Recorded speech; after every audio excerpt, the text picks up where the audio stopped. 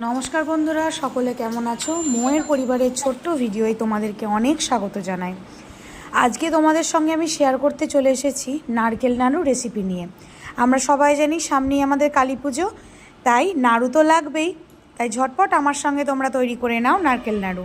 তার জন্য নারকেলটাকে আমি সুন্দর করে দেখো আগে কুড়িয়ে নিয়েছি, দিয়ে তাকে শুকনো খোলাতে একটু হালকা মতন ভাজা ভাজা করে নিলাম। আমি একটু আলাদা রকমের করবো নাড়ুটা আজকে।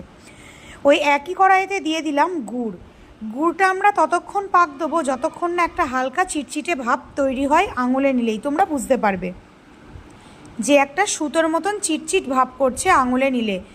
খুব সাবধানে কাজটা করবে, গুড় ভীষণ গরম থাকে, হাত পুড়ে যাওয়ার খুব সম্ভাবনা থাকে, তাই সবাই সাবধানতা অবলম্বন করে কাজটা করো।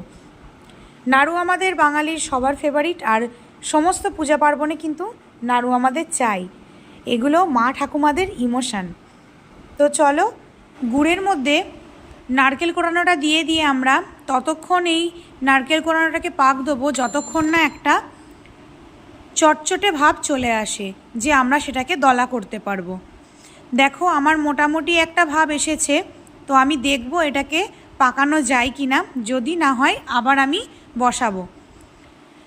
তো মোটামুটি একটা ভাব এসেছে, তো আমি আরও কিছুক্ষণ জাল দেব এটাকে। দেখো হালকা দলা দলা হচ্ছে। আমি প্রচণ্ড গরম ছিল বলে প্রথমে হালকা করে এরকম করে নিয়েছিলাম, তারপরে একটু ঠান্ডা হলে তাকে আবার এরকম সুন্দর করে গোল করে নিচ্ছি। দেখো নাড়ু আমাদের কতটা সুন্দরভাবে তৈরি হচ্ছে। ভীষণ নরম হয় এরকমভাবে তৈরি করলে নাড়ুটা, একটুও শক্ত হয় না। আমি অনেকের নাড়ু খেয়েছি ভীষণ শক্ত হয়, আমার ভালো লাগে না। তো সকলে জানিও কেমন হয়েছে ভিডিওটা। যদি ভালো লাগে আমার সঙ্গে থেকো, পাশে থেকো। দেখা হচ্ছে আবারও কোনো ব্লগে তোমাদের সাথে। সবাই একটা কমেন্ট করে যেও যাতে তোমাদের আমি ধন্যবাদ জানাতে পারি। সকলকে টাটা।